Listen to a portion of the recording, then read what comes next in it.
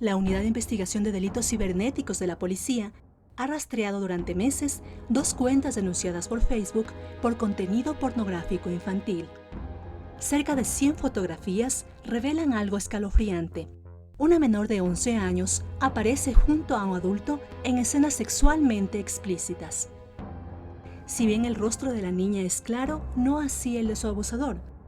Conversaciones entre el pornógrafo y una cuenta en Italia delatan la relación del agresor y su víctima. Se trata de su padre. Los abusos se vendrían cometiendo desde hace 5 años atrás. El agresor le va contando a la otra cuenta de cómo comenzó a seducir a la niña, desde qué edad. En este caso dice que es desde los 7 años. La otra cuenta le pregunta si es que la mamá no sabe. El agresor se pasa a su cuarto cuando la esposa está dormida. Acompañamos a la policía y a la fiscalía al rescate de la menor, a quien llamaremos Diana. La dirección IP o el número que identifica al dispositivo desde donde se estaba compartiendo el contenido porno infantil nos lleva hasta Píllaro, a 20 minutos de Ambato.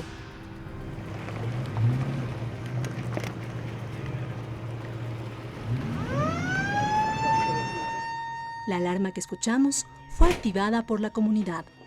El rescate de la niña y captura del sospechoso debe hacerse en minutos. No se sabe si la gente buscará proteger a Jesús S. o querrá lincharlo. Tranquilitos, señores, somos la policía, tranquilos. Nadie más vino aquí. No, solo nosotros vivimos. Se está investigando un presunto delito de explotación sexual a su hija menor de edad. De violación me dice aquí en mi casa. Explotación sexual. El señor conoce los hechos en los cuales ha venido incurriendo.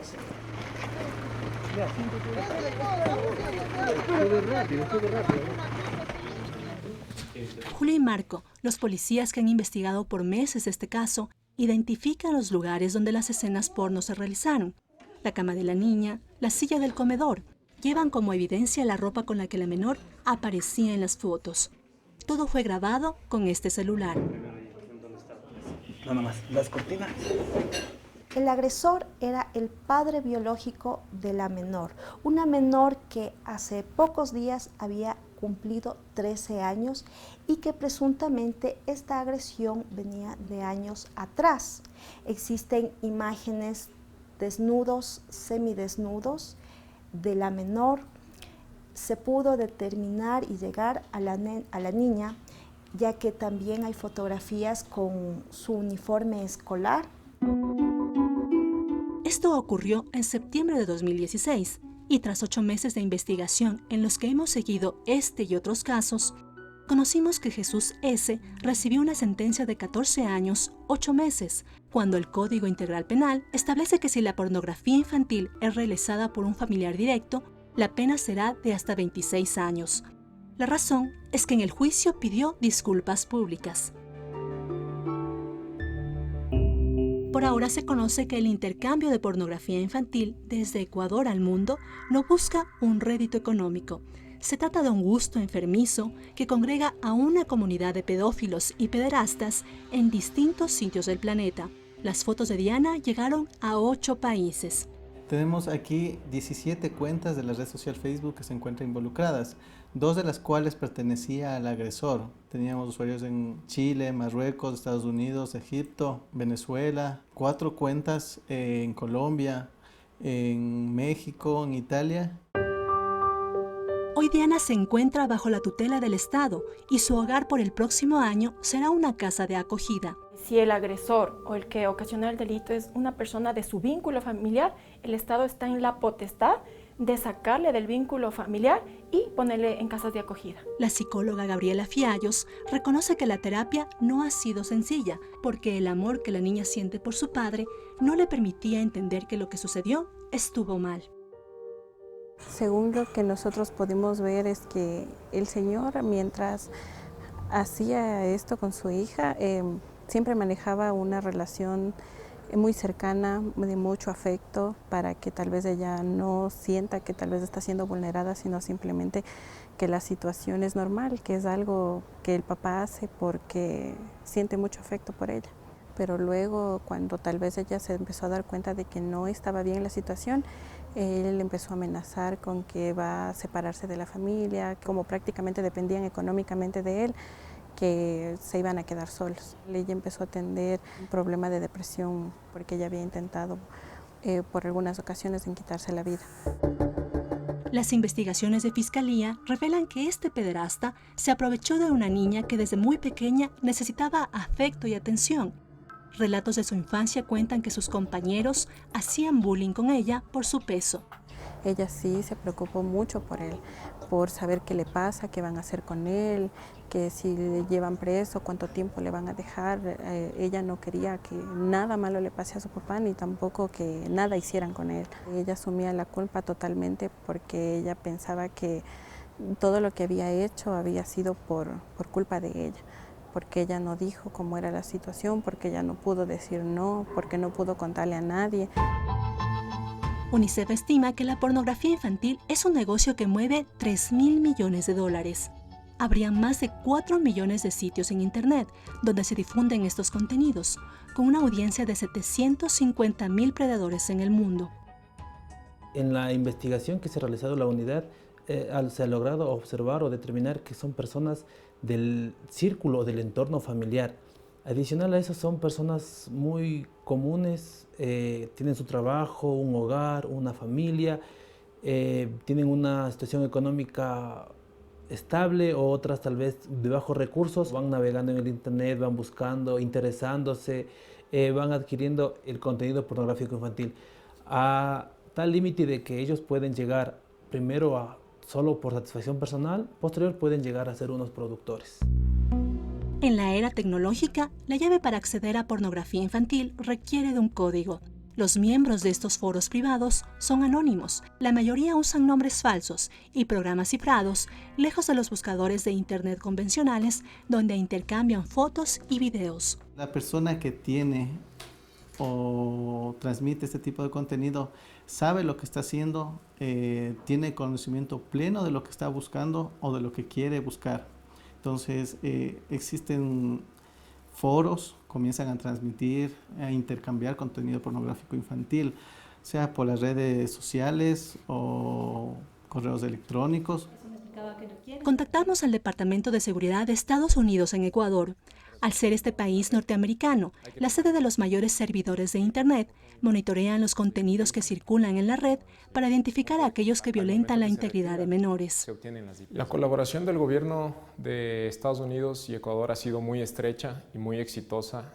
Nosotros creemos que ha llegado a un nivel en el cual nosotros podemos intercambiar información directamente con todas las autoridades. En cuanto a tecnología, se ha entregado como donación ciertos equipos y también software para poder identificar estos pedófilos, y también se ha intercambiado experiencias, capacitaciones, y creo que eso ha ayudado muchísimo para tratar de capturar a estas personas, y el éxito lo refleja en los números, ¿no? Creo que el trabajo que ha hecho la Policía Nacional y la Fiscalía ha sido excepcional, y por eso los números han llegado incluso en sentencias aquí en el Ecuador de hasta 40 años para ciertas personas que han cometido este tipo de delitos. Con este tipo de software nosotros podemos identificar desde qué lugar se está transmitiendo este tipo de información. Se puede observar que investigadores de otros países también están investigando, haciendo un seguimiento de esta persona. Estos son los archivos que él se ha descargado, 120.000 archivos, 731.000 archivos. El 20% de la pornografía que circula en Internet tiene como protagonistas a niñas, niños y adolescentes, y Ecuador no es ajeno a esta realidad. El año pasado la Fiscalía receptó 114 denuncias por pornografía infantil. Ecuador ha sido parte de operativos internacionales que buscan desmantelar las redes de la pornografía infantil. En el 2015 se capturó en Quito a Víctor G., quien tenía alerta roja en la Interpol por el intercambio de más de 500 videos y miles de fotografías. Nos llegaban información ya de diferentes países, inclusive de España, de Argentina, que se dé con el agresor, puesto que se trataba de uno de los más grandes productores de pornografía infantil dentro de Latinoamérica.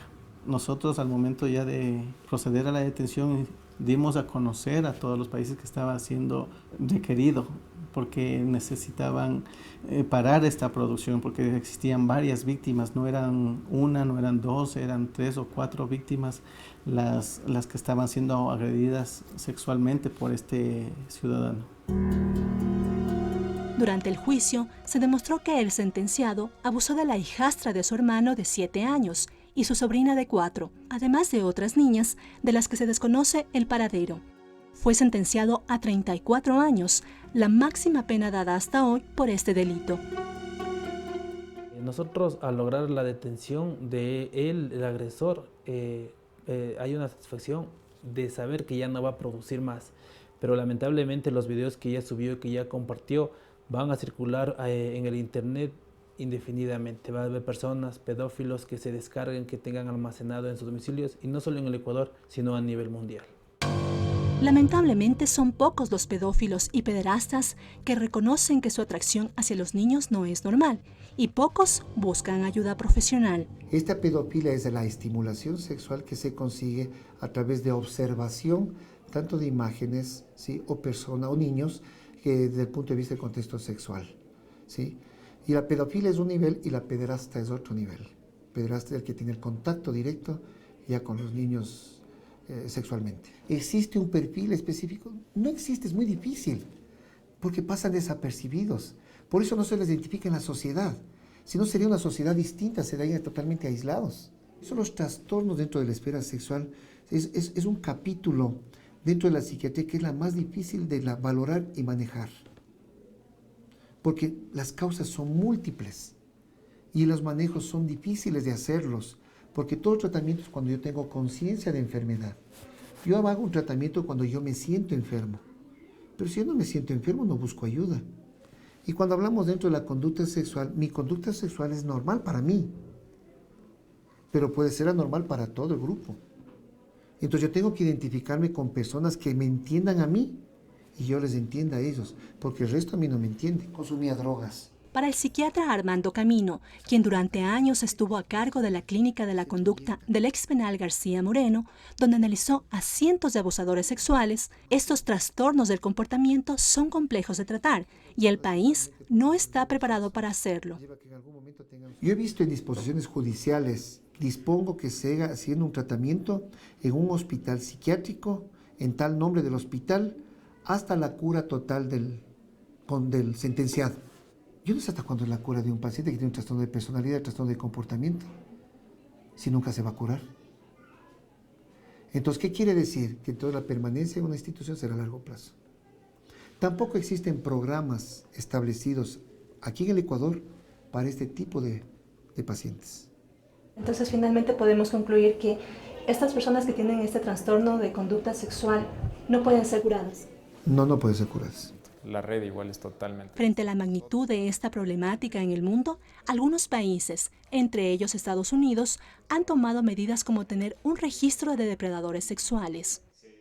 Angel Watch básicamente consiste en un registro público de las personas que han sido condenadas en los Estados Unidos por este tipo de delitos. Entonces, las personas, el público en general, las comunidades pueden saber quién está viviendo cerca de ellos y que tenga este tipo de antecedentes. Internacionalmente funciona para cuando estas personas viajan a otro país, se les notifica a las autoridades locales, en este caso el Ecuador, para que conozca que una de estas personas está viajando en fecha y hora indicada al Ecuador. Un caso que conmocionó al país y reveló de manera brutal la realidad de la pornografía infantil fue el de los Burdett Cedeño, una pareja que abusó sexualmente de más de 80 niñas, niños y adolescentes en Galápagos entre el 2002 y 2003. Jorge Burdett y Marina Cedeño tenían una escuela de baile que participaba en la mayoría de eventos sociales en la isla Santa Cruz. Una madre va a ver a su hija al lugar de los ensayos, casa de los Burdett Cedeño, porque se le había quedado el remedio a la niña y la madre va llevando el remedio para que la niña lo pudiera tomar. La sorpresa es que llega a la casa y se encuentra que la niña estaba dormida, cuando normalmente la niña estaba en actividad, como todas las otras niñas del grupo. Eso dio pie como para que la madre se preocupara. Ya posteriormente que la niña se despierta, la madre habla y la niña dice qué es lo que estaba pasando. A las niñas se les aplicaba sustancias que las inhibía para que ellas pudieran tener algún tipo de reacción frente a los ataques sexuales que sufrían, ¿no? Y por otro lado también había álbumes de fotografías donde las niñas eran comercializadas al mejor postor. Nosotros presentamos al juicio alrededor de 2.000 fotografías, presentamos 120 videos donde nos tomó, junto con los peritos, casi 1.000 horas de reconstrucción porque estos fueron destruidos. Las víctimas estaban entre 5 a 13 años, porque en el lapso de los procesos la víctima mayor cumplió los 14 años. Pero también encontramos luego a la víctima más chiquitita que tenía 6 meses de edad. Debido a la presión social, los escasos recursos y la dificultad que implicaba el traslado de Galápagos a Guayaquil, donde se realizaban los juicios, tan solo las familias de 11 víctimas siguieron los procesos y lograron 6 sentencias de 12, 16, 20 y 25 años para los acusados. Estas no son acumulativas, no tienen derecho a fianza ni a rebaja de penas. Pero el mayor logro fue la movilización social, política y jurídica que logró modificar el Código Penal luego de 70 años. No solamente se tipifica la pornografía como delito, sino también la trata de personas, el turismo sexual, el abuso sexual comercial y no comercial. Se sanciona al cliente. Entonces, estas reformas de alguna manera visibilizaron la problemática que estaba, pero que nadie la tocaba porque sencillamente de pronto habían casos más aislados que el nuestro. En estos 12 años, la pareja Burdett-Cedeño ha interpuesto medidas para reducir su pena. Sin embargo, la doctora Torres ha luchado para que eso no suceda, pero sabe que algún día quedarán libres. Que si bien es cierto, ellos están cumpliendo su pena ante la sociedad mediante la sentencia impuesta de 25 años, pero no es menos cierto de que ellos van a salir y van a regresar a su mismo entorno. Entonces el Estado tendrá que dar las garantías, ¿no?, en que hechos como estos no vuelvan a ocurrir. Si bien en estos casos fueron detenidos los abusadores sexuales, lamentablemente las vidas de estos niños quedaron marcadas. El desafío para las autoridades es detener a los que todavía siguen robando la inocencia de otros menores y asegurarse que estos pederastas y pedófilos no sean un riesgo para la sociedad.